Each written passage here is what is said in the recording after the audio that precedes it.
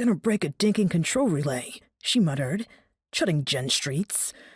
The lowborn woman glanced Kayla's way, sending a silent apology for her language. An improvement over how she and Riza had started out 4 months ago. Back then, Jen would have been Jick or Tatface, the epithets spewing from Riza's mouth as frequently as the juice from the devil's leaf the lowborn woman chewed. The tension was made worse by the fact that they lived together in such close quarters. Then 2 weeks into their too-close-for-comfort partnership, one foul word too many broke Kayla's patience.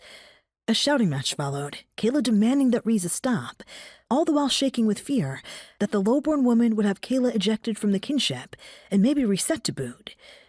Instead, Riza respected Kayla for standing up for herself and her people. After that night, Riza did her best to watch her tongue. As Riza negotiated the small apron behind the warehouse, Kayla caught a glimpse of graffiti scrawled across the big plasteel door, dark blue words written diagonally from corner to corner. Riza scrutinized the jaggedly written words in the lorry's console vid screen. What's it say? Not any script I've ever seen. Kayla grinned. That's GenScript, compares the local grid supervisor to the back end of a drum. Not the whole back end, Riza creaked her rusty laugh. I'd have been more specific. One eye on the vid screen, Riza got the big left truck backed up on the loading dock and killed the suspension engine. Kayla shut her window and grabbed her rain hat in deference to the glowering sky, then slid from the cab. She scanned for signs of enforcers along the row of warehouses, backing up to the Plater River. The graffiti must be fresh, or the brigade would have had it painted over by now. Can't risk Jen's passing messages that way. Riza smirked at that.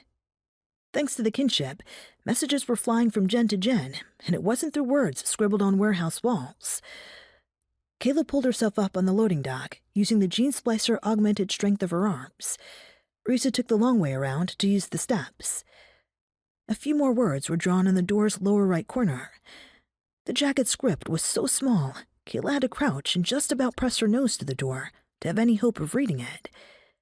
It was GenScript, but a variation she'd never seen before.